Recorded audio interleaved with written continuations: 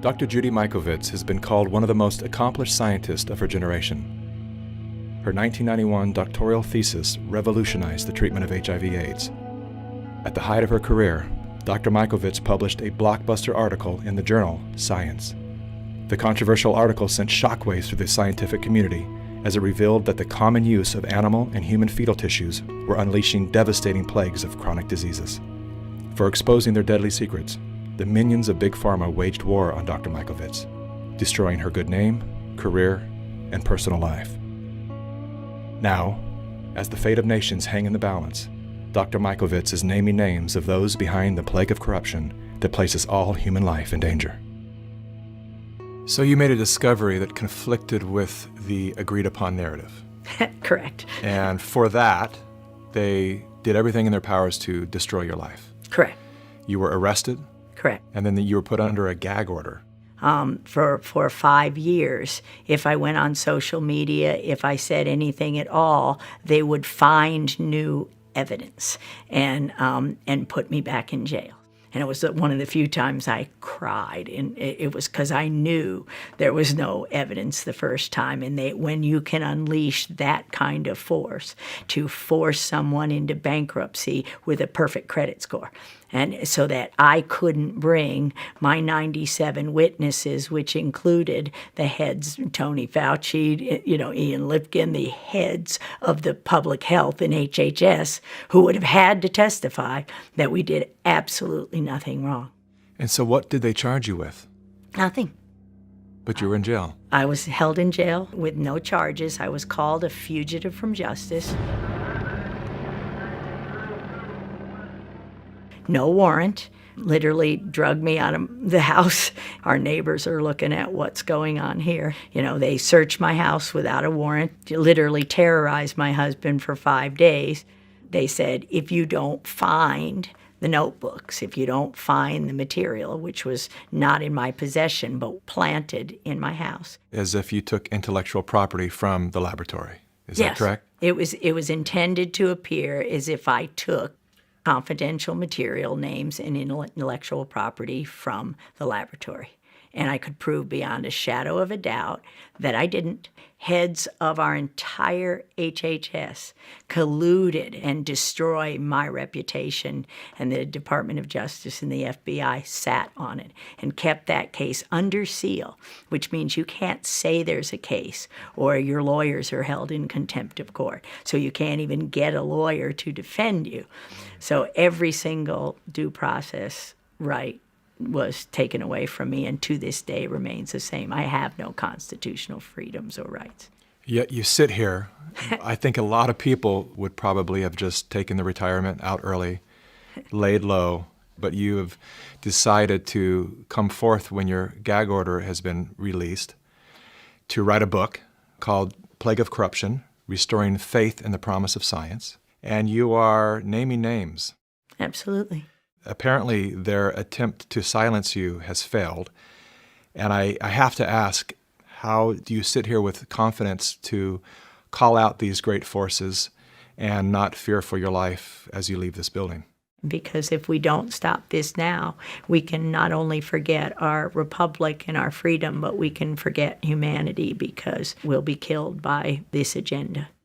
So Anthony Fauci. My name is Dr. Tony Fauci. I'm the director. The man who is heading the Plandemic task force was involved in a cover-up. He directed the cover-up.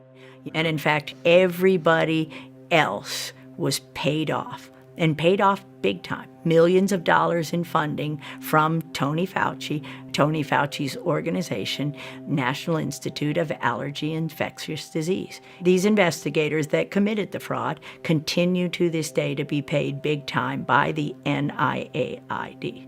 And the whole world is listening to his advice for how to handle this current pandemic. How do we know that what he's saying is what we need to be learning? What he's saying is absolute propaganda, and the same kind of propaganda that he's perpetrated to kill millions since 1984. We know from this study quite clearly that there will be a delay in progression significantly greater than for individuals who do not take the drug. It started really when I was 25 years old. I was part of the team that isolated HIV from the saliva and blood of the patients from France, where Luc Montagnier had originally isolated the virus. Je pense qu'il y a toute une recherche à faire à ce niveau-là qui est négligée parce que This was a confirmatory study, but Tony Fauci and Robert Gallo were working together then to spin the story in a different way. At that time, Dr. Rossetti was out of town, and Tony Fauci says, we understand that you have a paper in press, and we want a copy of it. And I said, yes, there's a paper in press, and it's confidential, and no, I will not give you a copy of it. He started screaming at me, then he said, give us the paper right now, or you'll be fired for insubordination. And I just said, I'm sure when Dr. Rossetti gets back, you can have the conversation. And so Frank comes back, several weeks later, and is really bullied into giving Fauci the paper.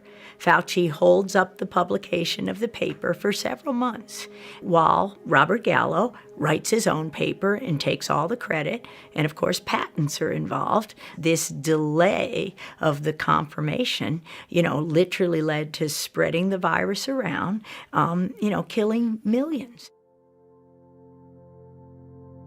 Perhaps no one expressed the anguish of AIDS better than New York writer Larry Kramer. But he was even more angry at the federal government and the pharmaceutical industry. One person who felt Kramer's fury was NIH Dr. Anthony Fauci. It's still been crushing to me to think that I didn't know my work in 1999 was something that had been avoided. From 83 and 82, when the virus was isolated, the virus didn't have to wait until 84 to be confirmed. Think of how many people, the entire continent of Africa, lost a generation as that virus was spread through because of the arrogance of a group of people, and it includes Robert Redfield, who's now the head of the CDC. Right along with Tony Fauci. They were working together to take credit and make money, and they had the patents on it and tailored them to IL-2 therapy, which was absolutely the wrong therapy. And had that not happened, millions wouldn't have died from HIV. How can a man who's giving, any person who's giving global advice for health, own a patent in the solution in the vaccine? Isn't that a conflict of interest, or shouldn't it be? It is a conflict of interest. And in fact, this is one of the things that I've been saying and would like to say to President Trump: repeal the Bayh-Dole Act. Bayh-Dole fundamentally changed the way universities approach technology transfer, and you can see that best in the statistics. Universities obtain 16 times as many patents today as they did in 1980. Now, everybody's getting more patents, but still, universities' share of all patents in the United States is more than 5 times greater than it was before Bayh-Dole.